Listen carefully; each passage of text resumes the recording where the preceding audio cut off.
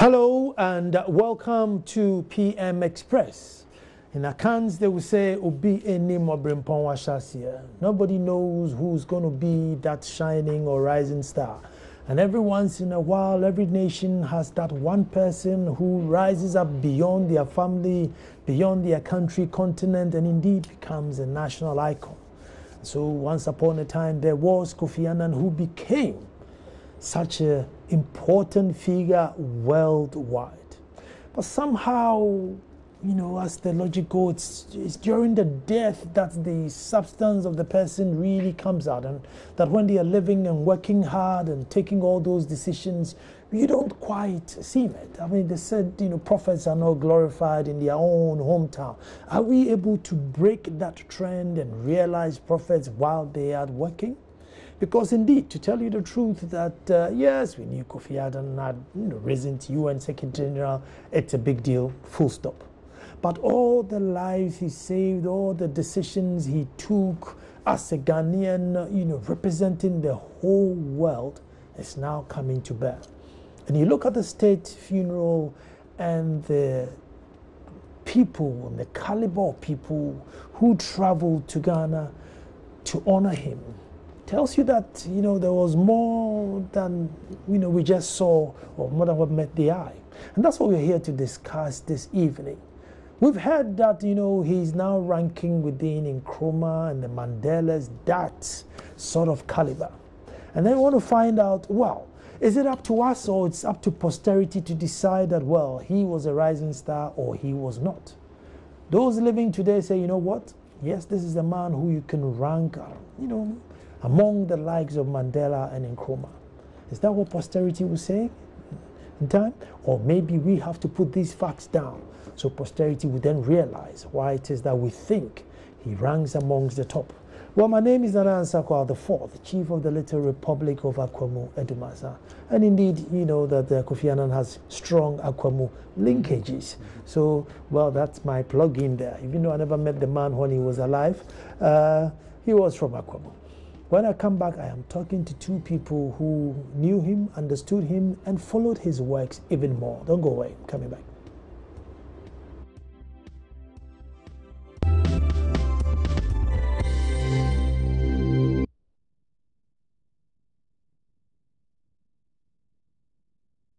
I hope you make some money. Well, thank you.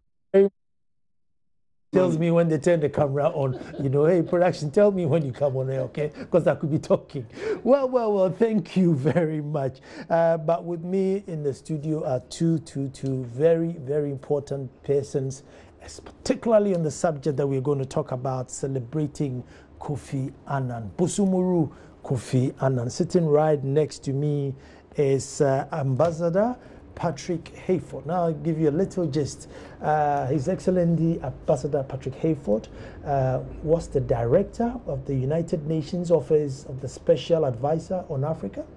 He also served as a director for African Affairs at the Executive Office of the Secretary General, a member of the Commonwealth Observer Mission for South Africa's second multi-party elections, and Ambassador of Ghana to South Africa. All things diplomacy. You can't take it away from him. Thank you so much. And for God and country, you made it here, because I know it's been a long day. Thank you for inviting me. And I have my own senior brother who's one day going to sue me for declaring a republic within the republic, Dr. Vladimir Nchidanzo, international relations expert. And of course, he needs no introduction. But Doc, thank you very much too. You're very welcome. And I know it's been a long yes, I know it's been a long day for you too. Sure. Let me start with you, Ambassador. Did you know Ms. Kofi Annan personally? Yes and no. Yes, in the sense that I went to Mfansipim. He was a veteran, highly regarded product of Mfansipim. But Mr. Annan left Mfansipim in 1957. I went to Mfansipim in 1964. Oh dear. Oh yes. So he was an entire generation before me. So we always heard about this extraordinary Ghanaian who had been in Infantsipim and gone on to do extraordinary things at the global level. So we all heard about him. He was much admired, much spoken about, but I did not know him. Oh. So the first time I met Mr. Annan was in the early 1980s. At the time I was a counselor in the Ghana mission, permanent mission to the UN in New York. Okay. The ambassador was Ambassador Victor Beho. Oh, okay. I was the alternate delegate in the second committee, the Economic and Financial Committee of the General Assembly. Now, in those days, if you recall, this was the early days of the revolution in Ghana. And if you were posted abroad in a Ghana mission, it wasn't easy to find Ghanaian papers, graphic, etc. Now, there was a wonderful gentleman called Mr. Eugene Forson, who was the Ghana News Agency representative in New York. In those days, Ghana had a representative. The Ghana News Agency had an office at the UN Secretariat in New York. So all of us used to congregate regularly in his office. One, because he was a very nice person. Secondly, because he always had a supply of the latest Ghanaian papers, especially the Graphic and the Times in those days. I'm talking of the early 80s. Gold dust today. Yeah, around that period, you found that regularly at lunchtime, those of us working in the UN, both delegates and Ghanaians working in the UN Secretariat, would congregate in his office. And he was such a nice person. He received us all warmly. One day, some of us popped in to take a quick glance at the Graphic, and there was Mr. Kofi Annan. So he introduced him to some of us, said, "Oh, this is Kofi Annan." So we said, "Oh, what an honor to meet you." And his usual gracious self, he greeted all of us. He was then, I can't remember his exact position, but this was the early 80s. He was already a director of one of the key departments in the UN Secretariat. So that's the first time I met him. So I finished my tour in New York in February 86, came home. Then I was posted to Cairo. I was number 2 in the Cairo mission from 88 to 92. I came home, I was director for international organizations and conferences in the foreign ministry. Then I was sent to London as Deputy High Commissioner after the death of Mr. Kenneth Dazi, if you remember, in 1995. So I went to London in January 1996 as Deputy High Commissioner. And because there was no substantive High Commissioner, I was also acting High Commissioner. This went on for nearly 2 years. And then I was sent to South Africa as substantive High Commissioner. So I met him again when he came to the I think it was the Non-Aligned Summit in Durban.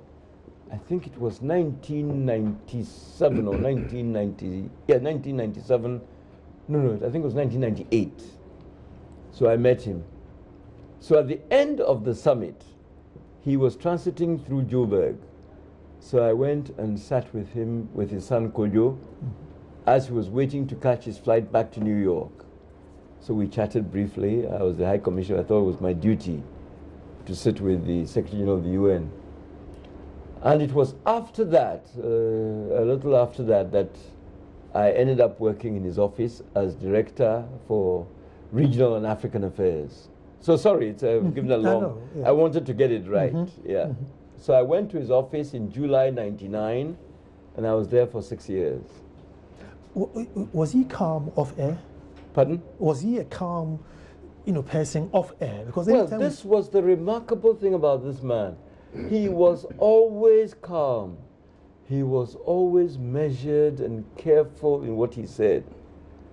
He was always very careful in what he said. You could see that he was a reflective, thoughtful person. And so everything he said was measured, careful. He spoke in measured tones, in a calm voice. He never got excited, no matter the provocation. And that was one of the many extraordinary things about him. Always measured and calm in how he spoke. Always very gracious in talking to people. Always in control of himself. I find very amazing. A I mean, mark of a good diplomat. yeah, Well, thank you. I was always wondered that maybe the cameras went off.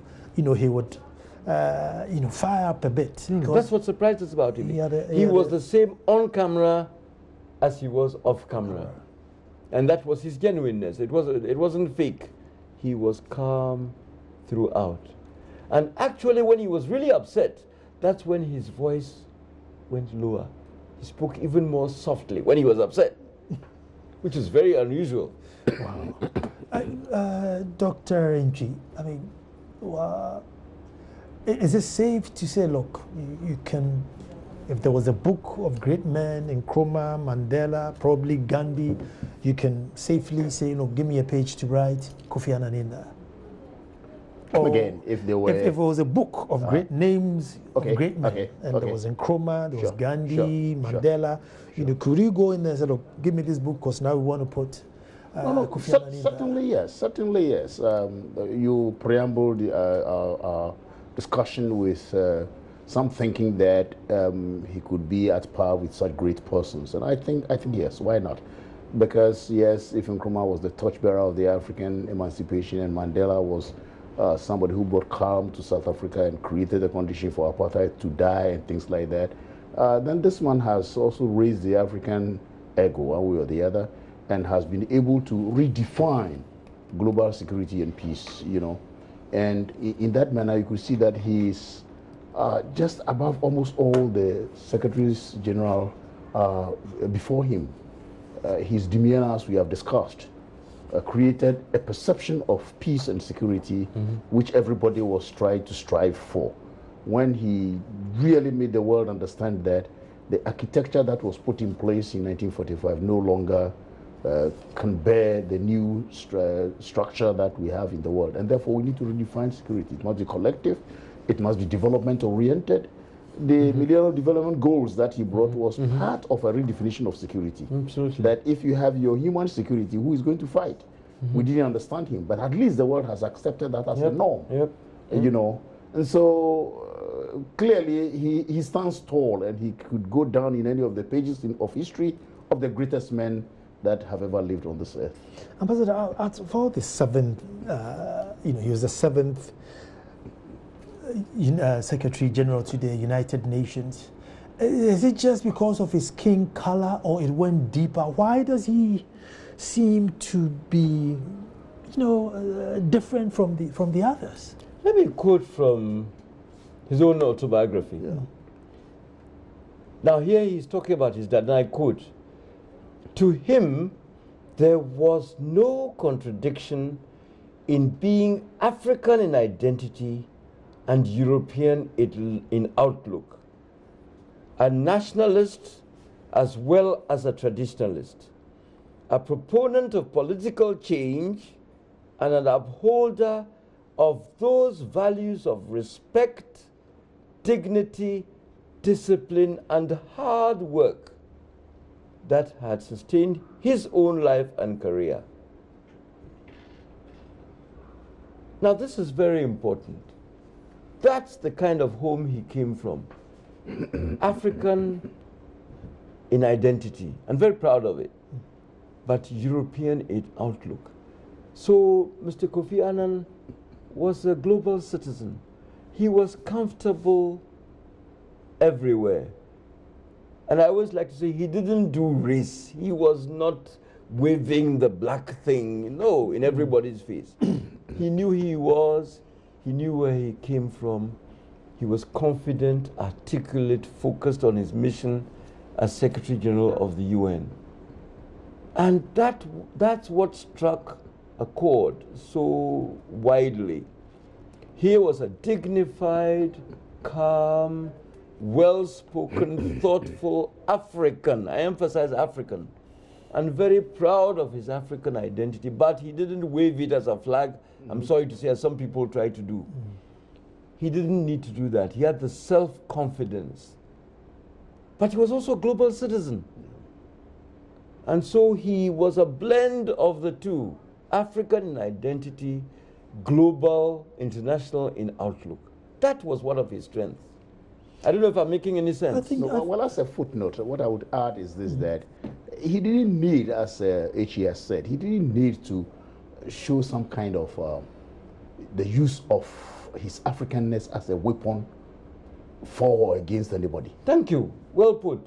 He was a global citizen, and your question as to how he's prominent or he stands tall among all the against all the six predecessors is precisely because at every epoch of UNSG, Secretary General, you need to understand the UN system and use it to achieve the aims of the founding fathers of the UN. Yep. And he did that very well. Yes. Unfortunately, people like Boutros Ghali, you know, his temperament was such that anytime they wanted to use his Africanness against him, or when the world goes against, especially the big powers go against his wish, he was very temperamental, confronted them. But here was a good diplomat who was able to scheme and let everybody in the world know that there is a common heritage for the earth, for all of us.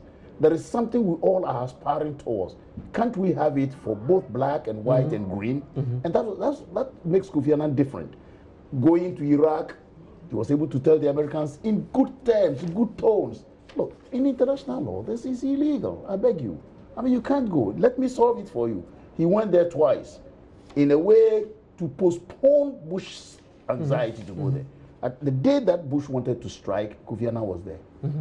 On a second occasion, he was there. On a third occasion, he sent Primakov, the Russian former foreign minister and a friend of Saddam Hussein, to go and try and see, all in an attempt to postpone and get Bush not to. You know, there's a diplomatic way. Boutros Ghali would have confronted Bush, and even though Kofi Annan did this diplomatically, he was subjected to all kinds of whatever it is, you know.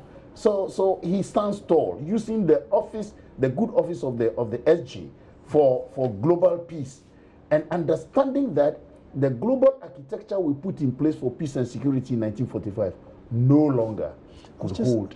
I was just staying with you on that because the bureaucracy in the UN, how was he able to manage the bureaucracy in the UN? Because, I mean, like most people think that, well, the UN has even got like a stash of money and an army and aeroplanes all at its disposal. But it's you basically, you know, in theory, begging people to come together to do something that they may not, you know. How was he able to do it? Please, if I may, first and foremost, I believe. If I may, yes. he, Professor Entry has put it so beautifully. But let me just add to that. But please, I just want to get to the core of the whole thing.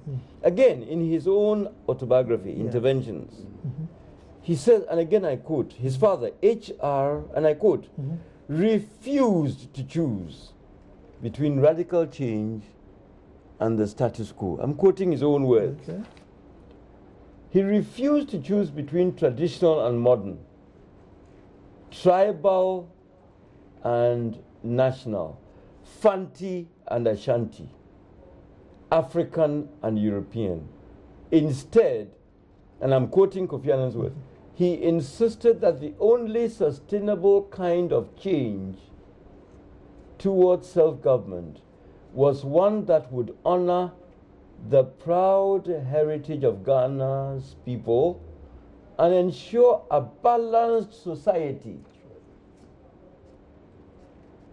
A balanced society able to stand on its own feet and make of independence a success. He managed to be both a pillar of society and a builder of multiple constituencies across tribe, class, and profession.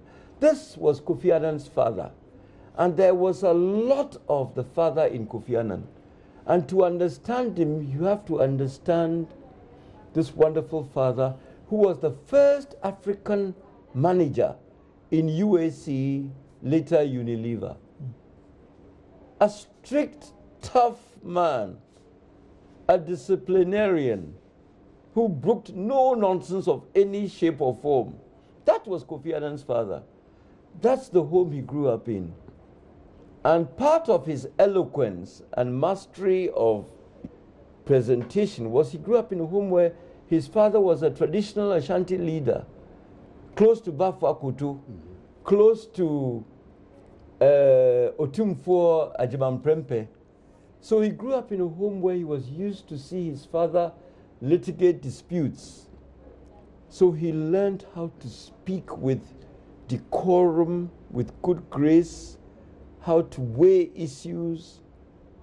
And so this is all part of his background. But I'm afraid a lot of the coverage has failed to connect the dots between who his father was and how much of his father you see in the man. So I just wanted to fill in these. You see, when you understand the background of this gentleman, then a lot of the later stuff makes sense. Just a quick anecdote. There was a time when I joined his office.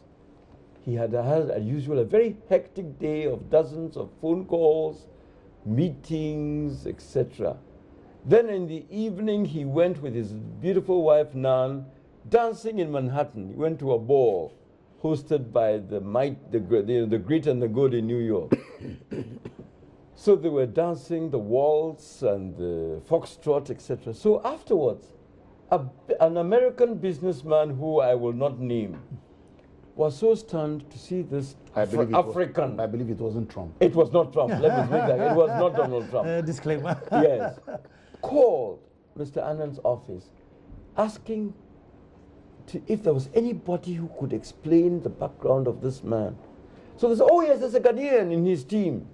So I was invited to speak to this businessman. And Mr. Ambassador, I'm really sorry to call you like this. Don't get upset. But, you know, I was this ball and this Kofi Annan. I said, no, he's Kofi Annan, not Kofi. Kofi Annan. And his wife danced the waltz and the foxtrot. And I said, wow. So please don't get upset. I just want to know, how did he learn all this? So I said, sir, I'll be very patient with you. You're obviously a gentleman who wants to learn.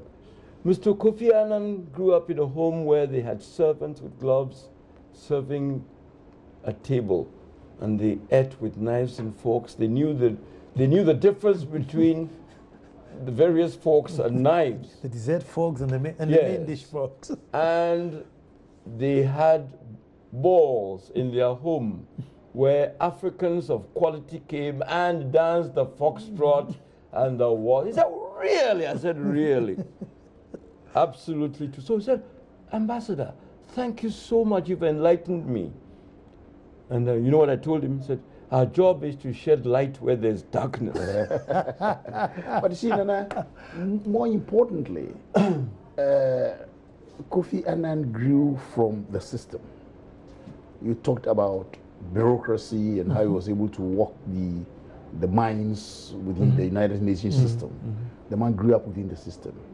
And we must drop our heart for him because he didn't just walk through, he understood the system. And he understood the charter. Yep. He believed in it. Believed in it. And I think that makes the difference why he was more successful.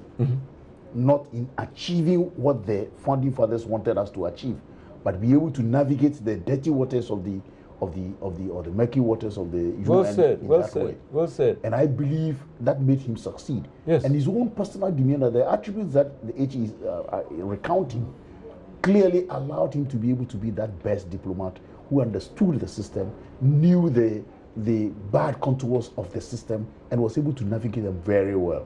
I tell you, we all say that few would match Kofi Annan in diplomacy. As one professor would say that diplomacy, or a good diplomat, is one who is able to tell somebody to go to hell in a manner that the person will be excited to undertake the journey. And that was Kofi Annan. Beautifully said. Beautifully said. Beautifully said. And you see, because, again, to reinforce what this wonderful gentleman, this professor, has said,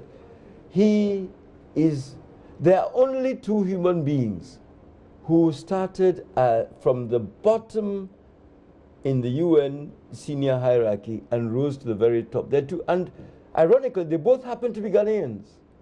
Kofi Annan and a wonderful gentleman called Alote Oduntun started both as P1 and rose to be USG, and of course Kofi Annan went a step further and became Secretary General. So as Professor said, Kofi Annan knew the UN system in an inside out. He knew the strengths and the limitations of the United Nations.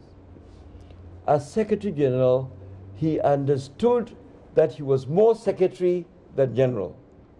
He understood that he had to work with member states who were technically his masters.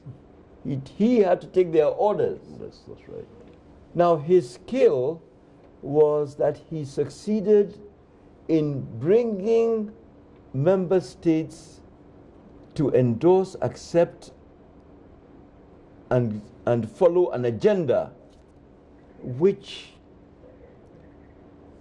he gently nudged them to implement through very careful, very skillful diplomacy. And member states accepted a lot of what he wanted to do and worked with him. That's why he was able to organize the Millennium Summit. That's right. With the adoption of the MDGs. That's why he was able to nudge, and I'm choosing words carefully, he was able to nudge member states slowly and gently in the direction of responsibility to protect. That's right. It wasn't easy. He did it very skillfully. It was almost like stealth diplomacy.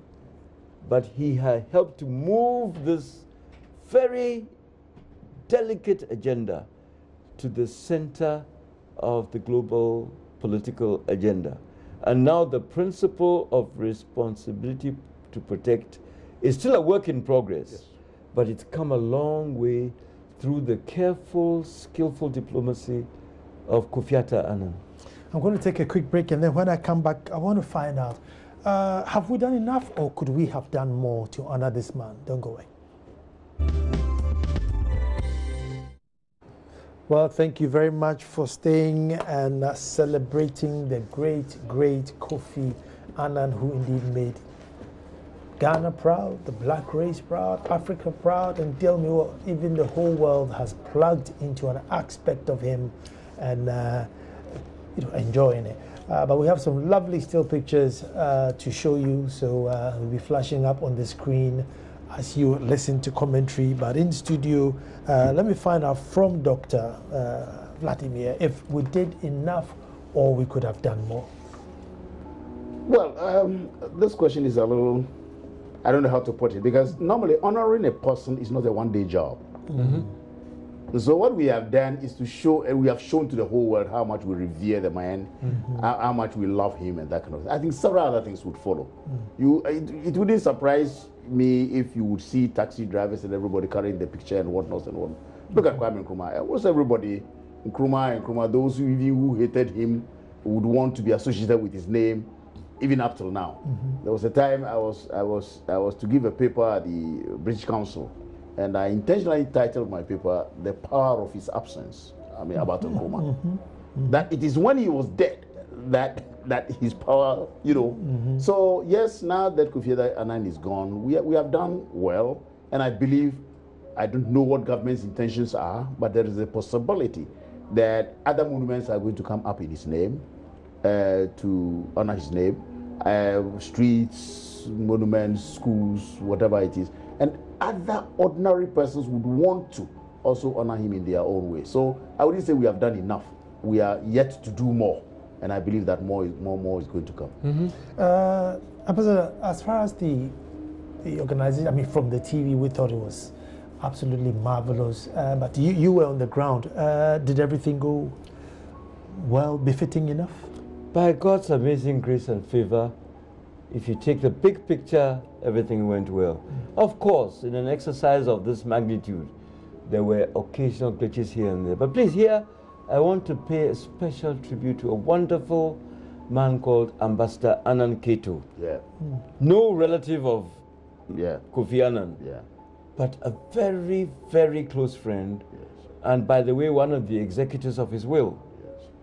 He was the chairman of the Presidential Funeral Committee, on which I had the privilege to serve. I don't know who put me there, but he led the team that put together the send-off for Kofi Annan. And he did a fantastic job. Fantastic. And it was a labor of love because he's one of the closest friends of Kofi Annan. Whenever Kofi Annan came to Ghana, he was one of the first people Kofi Annan reached out to, Ambassador Annan Keto. So I just want to give a shout out to the wonderful job he did.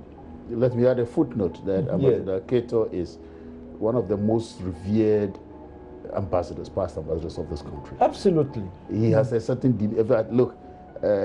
I don't teach without mentioning people like him and Ambassador Beho. Oh yes, yes. Annan Keto stands tall. Oh yes, he was my mentor. Diplomacy, yes. Senior colleague. Most of us in the field. Wonderful guy. He's a wonderful guy, and I'm not surprised the way he organized this. When I saw him inside over there, my heart felt that we've got a man who is standing to organize this thing in an audacious way so that the whole world will see that we can do it. We can do it. Yeah, absolutely. Yes. And for him, it was a labor of love. Yes. Because this man was a brother. Was a brother from another mother, so to speak. So he did a fantastic job. And please allow me also to say, we have to give a lot of credit and praise to President Nana Addo Dankwa Akufo-Addo. Sure. Because it was his total support. He called us, he said, ladies and gentlemen, this is important to me. Do it right. Let Ghana look as good as it can be. And so we were responding to his very clear directives. So I think the president himself deserves a lot of credit for having given us the total support and commitment to get this done. Let me say, was Busumuru a victim of his own success by saying that, look, he had wanted to go away quietly, but then he has risen all the way to the top that you can't grant him his wishes anymore? So has he become a victim of his own success?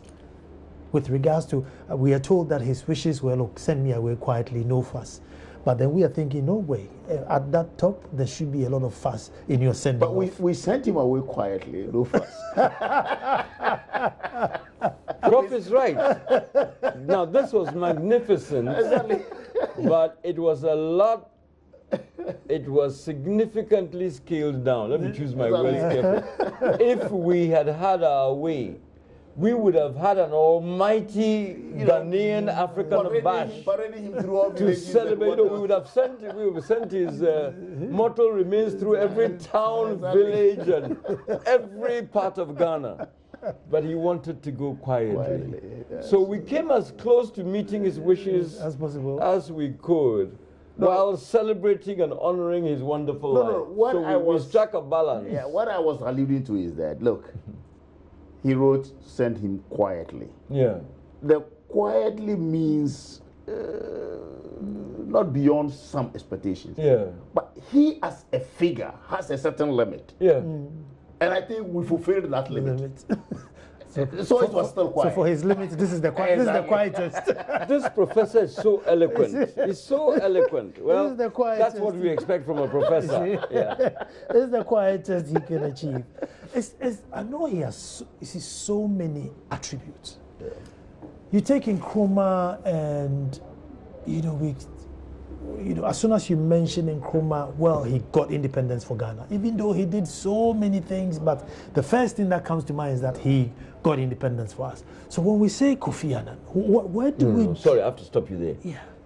And please, I'm sure this will get me to a whole lot of... Nkrumah did not get independence for Ghana. He was the torchbearer. And he was the... Yeah, but there were other... Please, yes. please. That's what sorry, comes I'm sorry. to I mind. have to insist. Yes, he was the arrowhead. Nkrumah was a great figure. That's right. But Ghana's struggle for independence... You younger people, get your history right. No. We have been debating this a lot of people prepared the way. But please listen to this. But still, if I mention Nkrumah today I ask 10 people, when I say Nkrumah, what comes to mind? First thing that will come with independence. That's true. But others built the road Nkrumah drove on. So please, I'm sorry, Nkrumah is great. Professor, help me. If I can hazard it this way, what Nana is trying to allude to is that when you mention Nkrumah, in the minds of everybody in Ghana, independence comes straight to your mind. Yeah. But you are right. I have said it, and it got me into trouble myself. I'm a CPP man. You said it even here on the show. And here on this very show, and I said, Nkrumah is not the founder or sole founder of Ghana. Yes. there were others. We accept that. Yeah. But whether you like it or not, he was the arrowhead of the independence struggle. Yeah. So But, let's no, leave it at gentlemen, that. I'm Let's sorry. not go But there. I'm sorry, just to make a point. He locked up people of my own family. So this is personal. He's an icon, but he did some very bad things. Kwame Nkrumah. I'm sorry. No, we're not going. He was human. Yes. Yeah, thank you. Okay. So What we I say- take issue with those who try to make him out to be this god. He was human. A Professor, great guy, but he was human. She also locking up. If you don't stir the boat, some people were not locked up. And everywhere. Yeah. Everywhere. If we pick on his negatives, then Yeah. people will start picking on the negatives Negatives of yes. Kofi Annan too. He because- accepted his negatives, yes. So if we say Kofi Annan, Yeah. what should come to mind? Personally, if you ask me, maybe it is because I'm in that field and the canvas on which I walk or work every day is international relations. I'll tell you, he understood the international community, international system, more than any other person understood it. His attempt even to redefine security so that succeeding generations would not see the scourge of war as a parody he took from the preamble of the UN Charter. the UN Charter in writing his report, which has now become a book, which he called In Larger Freedom. And if you read this, then you understand what the man wanted for mankind. You don't necessarily have to read it, but everything Kofi Annan did on this earth as part of his UN Secretary Generalship, and even before that, shows that the man wanted a world devoid of instability. He wanted the UN member states to understand that we have a common home and we have a common agenda to sustain the world for everybody to live in freedom. And that redefinition for me is very, very important. Yes, Most of us are writing on that. Yeah. Because if everybody has gotten the freedom that we're talking about in terms of human security, who will go to war? And every country, that's what he was trying to do. Well said, again. If everybody in every country has food, water, clothing, shelter, you Yep. know, Kids in school. those exactly, Yep. employment, who will go to war? Who will be preparing for a certain kind of different security? Yeah. Women treated properly, And that was Kofi Annan. He was hammering on this. and he lived it. He lived He it. walked And if you took that the book, talk. he said, so that succeeding generation do not live in see any scourge of war.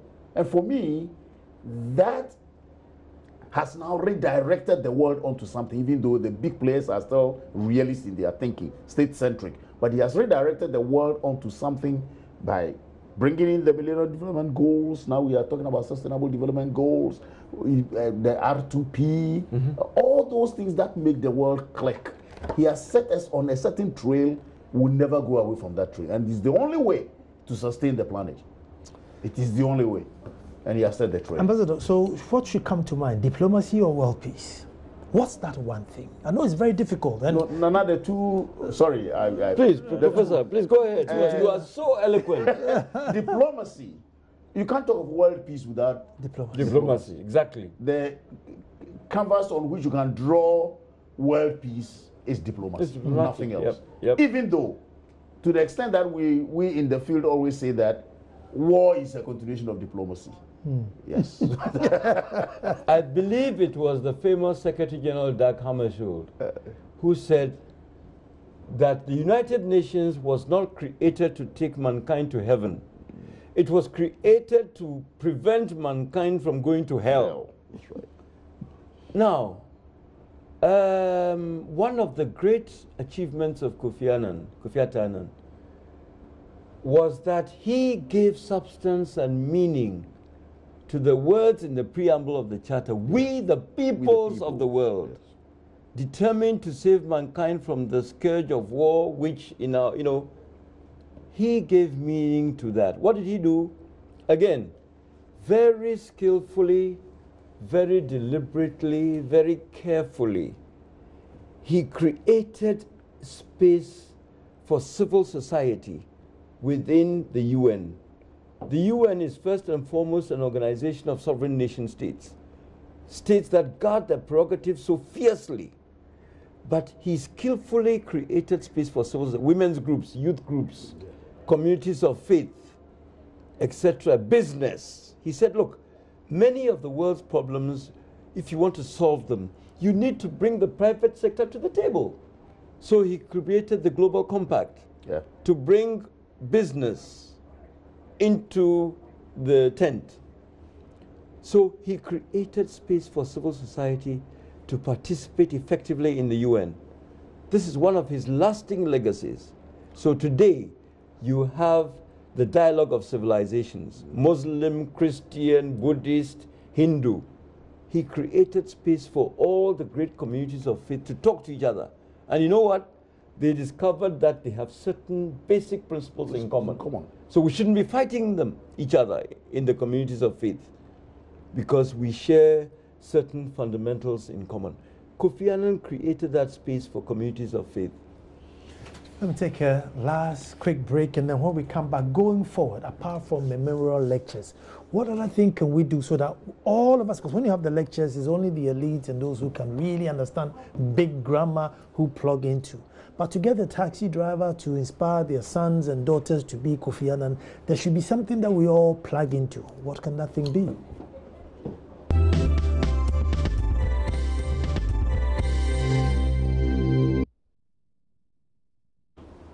What a wonderful conversation, what a wonderful opportunity, what an honor.